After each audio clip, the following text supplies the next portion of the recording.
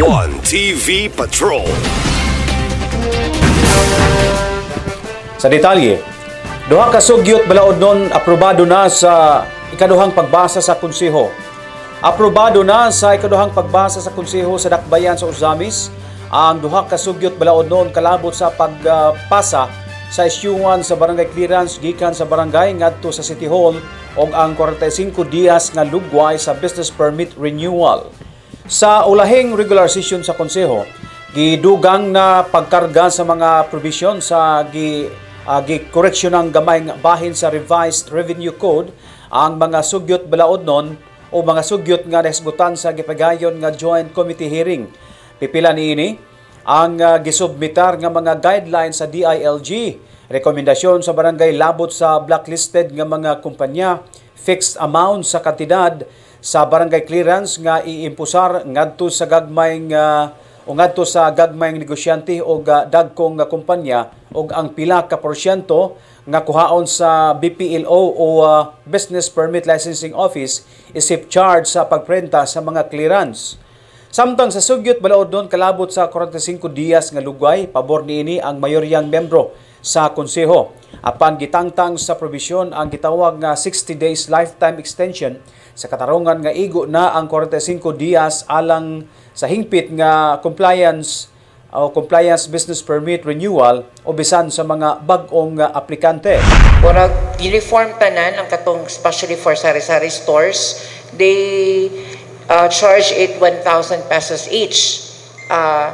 If we will going to have the percentage for the city, if it would be 10%, that would be 50 pesos.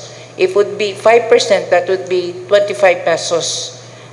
Since in a day, they have at least 10, 12 to 15 transactions of the 1,000 pesos. And if we're going to have the 25 pesos for 5%. But ang 45 days, pwede every year siya mangayo og extension or maka-avail ani nga grace period. So we will just reword this paragraph to indicate nga once lang siya maka-avail aning 60 days extension period sa iyahang to comply with the papers, not for business application, business license application, to comply lang sa iyahang mga kulang nga papeles. 45 days, Madam Chair, for me is enough. You know why? Kaya kada silang mga negosyante, adisir na silang mag-renew, familiar na nilang daan, what are docs to comply? So, kibalor na sila. So, I think, for you, Madam Chair, 45 days is enough. Kung naman kayo mulapas mo talagsar kayo na, labi na kung na yung mga new files, kana mga new files, mag-research po na sila kung how to comply, unsa nga requirements. So, Madam Chair, 45 days is enough.